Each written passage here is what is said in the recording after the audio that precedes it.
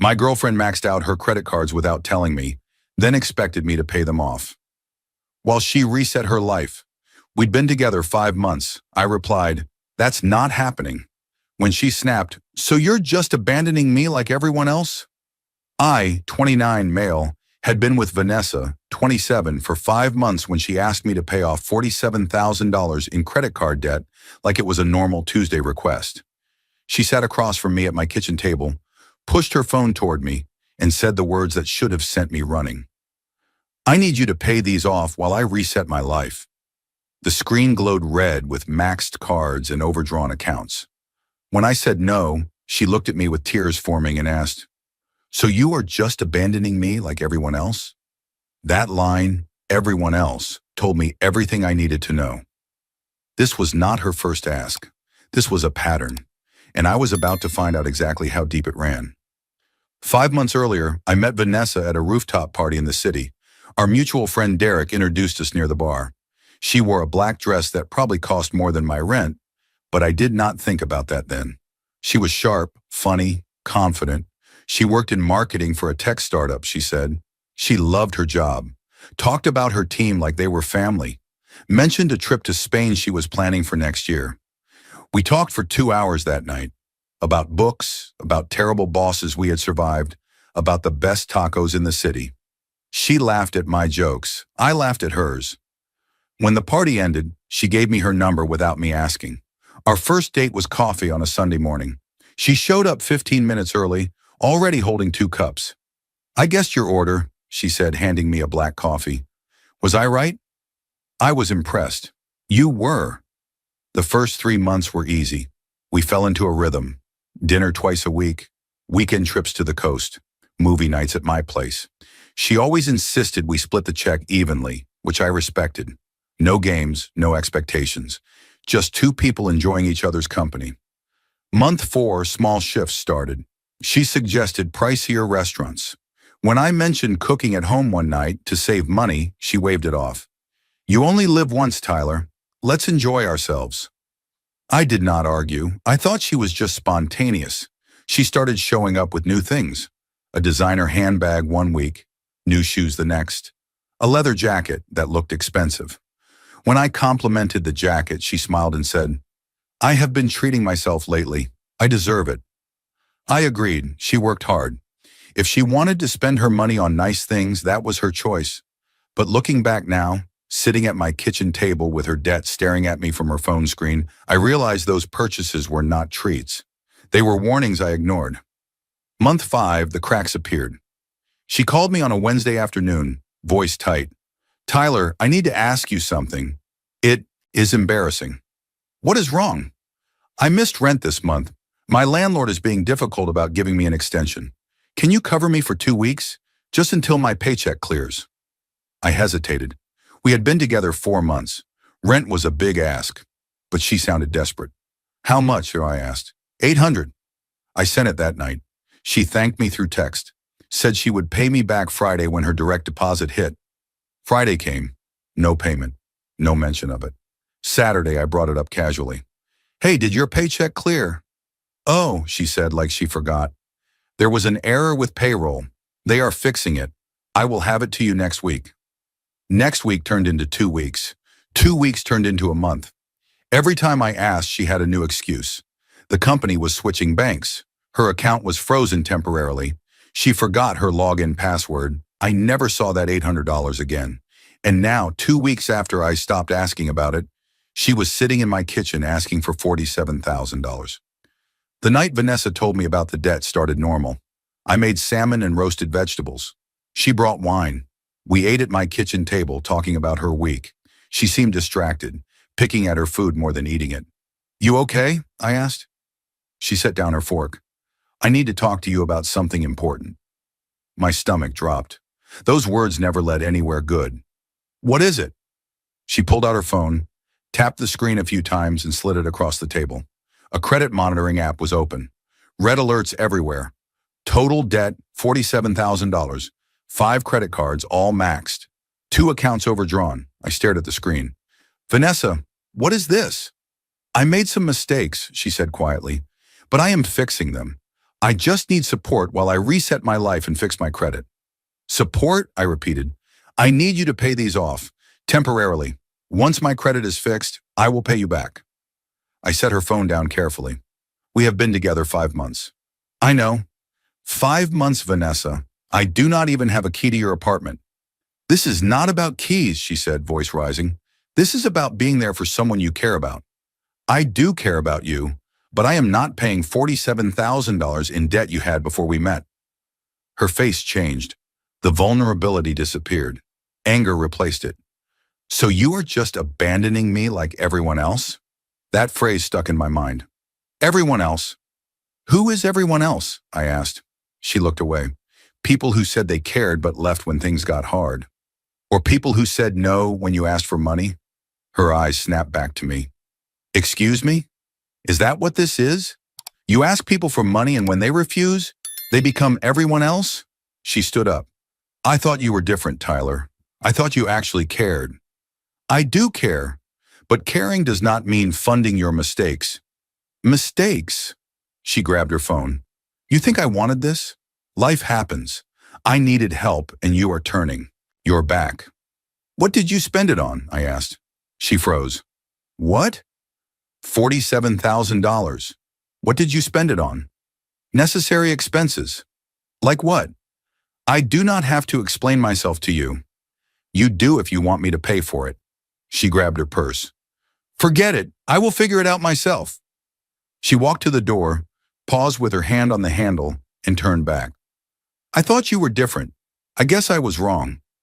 The door closed hard behind her. I sat alone at my kitchen table, staring at the empty chair across from me. Something did not add up. Vanessa had a good job. She lived in a decent apartment. She did not have kids or major medical bills.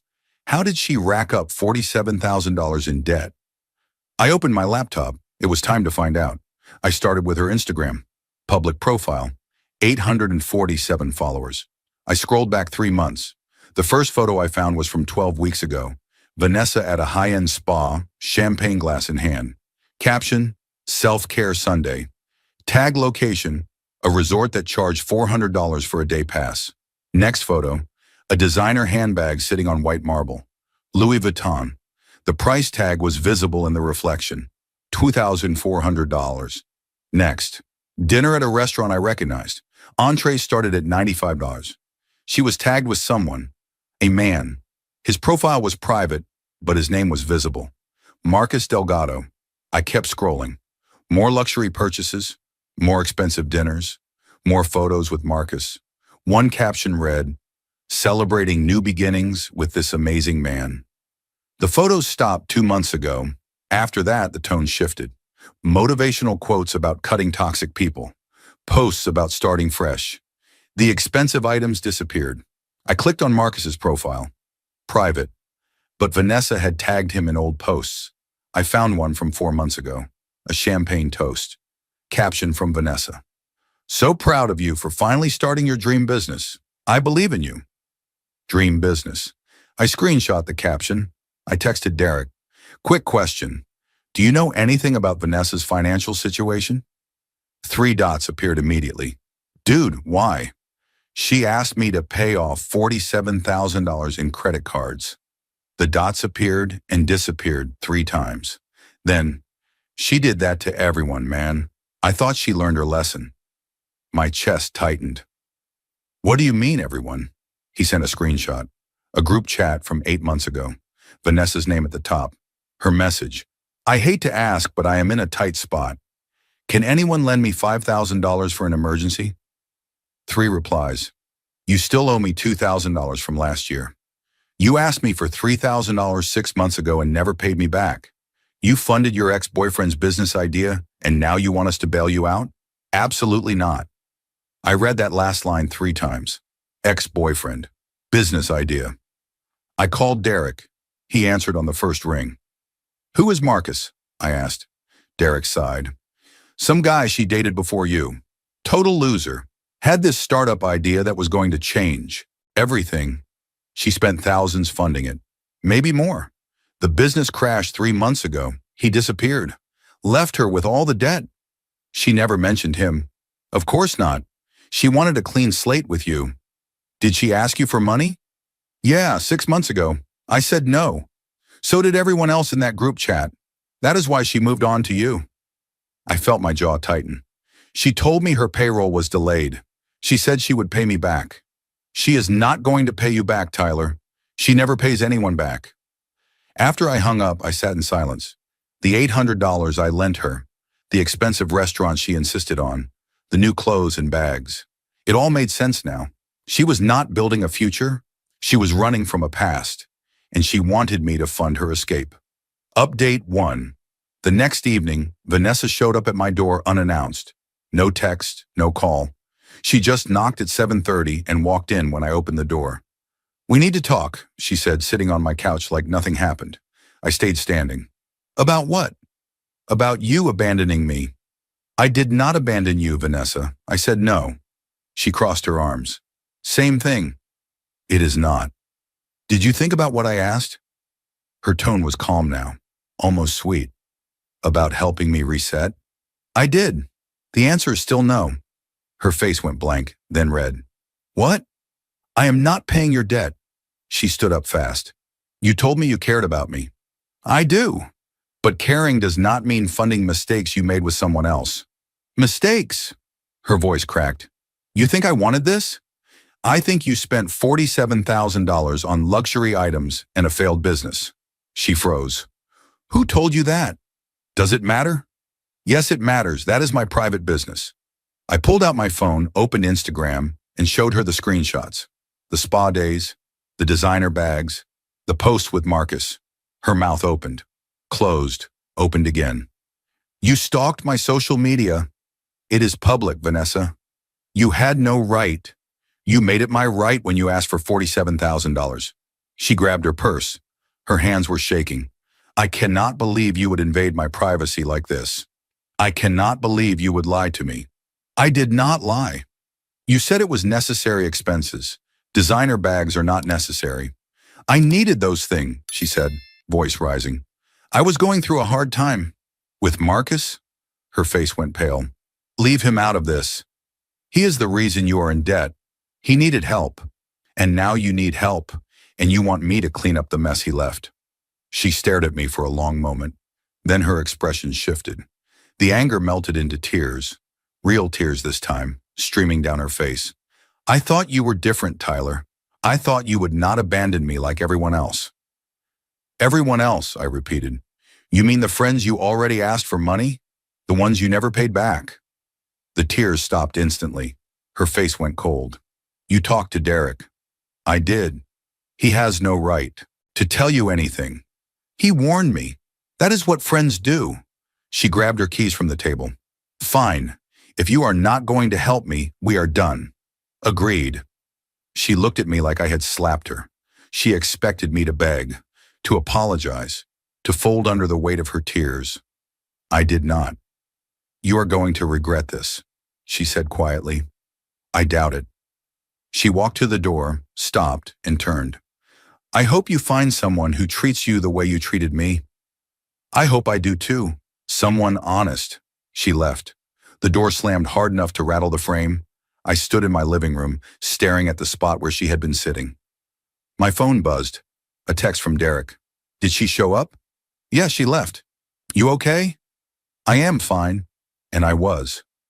For the first time in weeks, I felt clear. Update 2. 2 days later, Jessica called me, another mutual friend from the same group. Tyler, I heard what happened. I am so sorry. I leaned back against my kitchen counter. Why are you sorry? Because Vanessa did the same thing to me last year. My stomach dropped. What did she do? She asked for $3,000 to cover rent, said her landlord was threatening to evict her. I gave it to her because we were close. She promised to pay me back in 2 weeks. Did she? No. And when I asked about it a month later, she said I was being petty, that friends do not keep score. I closed my eyes. Then what happened? She ghosted me for 6 months, stopped replying to texts, unfollowed me on everything. Then she showed up at a party acting like nothing happened. Did you ask for your money back? I tried. She said she already paid me, and I must have forgotten. When I showed her my bank statements proving she did not, she called me toxic and left. I sat down. How many people did she do this to? Jessica sighed. At least 5 that I know of. We all talked about it after she started dating you. We were hoping she had changed. She did not. I know. I am sorry, Tyler. She has a type. Someone new. Someone who does not know her history. She leans on them until they break, then moves on. After we hung up, I checked my email. Vanessa had sent me a message. Subject line, "Why I am disappointed in you." I opened it. 8 paragraphs. She accused me of being selfish, cold, and judgmental. She said I led her on by being kind and supportive, only to abandon her when she needed me most. She claimed I made her feel safe, then pulled the rug out from under her. The last line read, "You are just like the rest of them. I hope you can live with yourself." I read it twice. Then I deleted it without replying. Update 3. 3 days after I blocked Vanessa on all platforms, my mother called. "Tyler, who is Vanessa?" My chest tightened. "Why are you asking?" "She sent me a Facebook message. She says you made promises to her and then abandoned her. She says you owe her money." I closed my eyes. "Mom, I do not owe her anything. She tried to manipulate me into paying her credit card debt. When I refused, she made up lies. She sounded very upset in the message. She is upset because I set a boundary. Did you lead her on?" "No.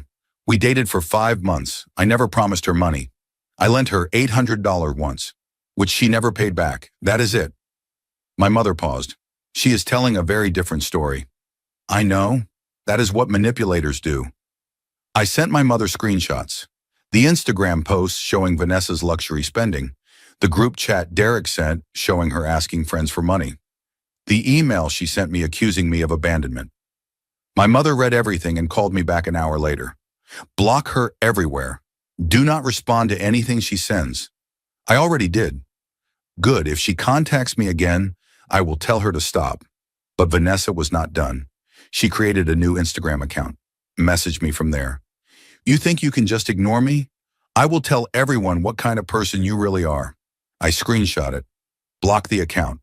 Did not reply. 2 days later, a text from an unknown number. "This is pathetic, Tyler. You are a coward for not even talking to me." I blocked that number too. Then a letter arrived at my apartment. Handwritten. 3 pages. She called me cruel, heartless, and manipulative. She said I used her for 5 months, made her believe I cared, then discarded her the moment she needed help. She said I was no different from every other man who hurt her. The letter ended with, "I hope you find someone who treats you the way you treated me. You deserve it." I kept the letter. Not for sentiment, for documentation. If she escalated to harassment charges, I wanted proof of her pattern. A week later, Derek texted me again. "Dude, you need to see this." He sent a screenshot. Vanessa had posted in a private Facebook group asking for financial help. Her post read, "I was recently betrayed by someone I trusted deeply. He made promises and abandoned me when I needed him most. I am asking for help to rebuild my life. I need $50,000 to pay off debt and start fresh. Anything helps." The comments were brutal. One person wrote, "You asked me for money last year and ghosted me when I asked for it back. Why would anyone help you now?" Another, "This is the 3rd time you have posted this. The answer is still no." Jessica commented too, "Vanessa, you have burned every bridge you had. You owe multiple people money you never paid back. No one is going to give you $50,000. Vanessa replied to none of them. She deleted the post an hour later. Derek called me. She tried to Venmo request me $500 with a note that said, "You owe me." I blocked her immediately. "She is unraveling," I said. "Yeah, and she is going to keep spiraling until she hits rock bottom." 2 days later, I got a text from another unknown number. "This is Marcus. Vanessa told me you refused to help her. You are a coward for abandoning someone in need." I stared at the message. "Marcus, the ex-boyfriend whose failed business created this mess." I replied once, "She funded your startup and you left her with $47,000 in debt. Do not contact me again." He did not reply. Vanessa tried one last time. She showed up at my gym on Thursday evening. I saw her waiting by my car when I walked out. I turned around immediately, went back inside, and asked the front desk staff to walk me to my car. They did. Vanessa saw me coming with two staff members. She stood there for a moment, staring. Then she got in her car and left. That was the last time I saw her. Final closure. A month later, Jessica called me. "Tyler, I thought you should know. Vanessa moved back in with her parents." I sat down on my couch. "Where did you hear that?" "Mutual friend. Apparently she could not afford rent anymore. Her parents are making her get financial counseling." "Good for her. She is still telling people you broke her heart and ruined her credit." I laughed quietly. "She ruined her own credit." "I know, but the story she is telling makes her the victim. Let her tell it. Anyone who knows the truth will see through it." Jessica paused. "You dodged a major bullet, Tyler." "I know. I did. Vanessa was not looking for a partner. She was looking for a solution, a wallet with legs. And when I refused to be one, she moved on to the next target. I thought about the $800 I lent her sometimes. I would never see it again, but it was the cheapest lesson I ever learned. 5 months with Vanessa taught me more about boundaries and manipulation than any relationship before it. She taught me that love should not come with a price tag, that someone asking you to prove your care through money is not asking for love. They are asking for control. I did not regret walking away. I regretted not walking away sooner. The red flags were there. I just ignored them because I wanted to believe she was who she pretended to be. 3 weeks ago, I went on a date with someone new. Her name is Claire. She teaches 5th grade at a public school downtown. We met at a coffee shop. She paid for her own coffee without hesitation. We talked for 2 hours about books, about teaching, about the best hiking trails outside the city. Not once did she mention debt, or exes, or needing help. At the end of the night, she smiled and said, "I had a great time. Let's do this again." I smiled back. I would like that. No manipulation, no games, no hidden agendas. Just two people getting to know each other. Vanessa texted me one last time from yet another new number. The message preview read, "I hope you are happy with yourself because..." I deleted it without reading the rest.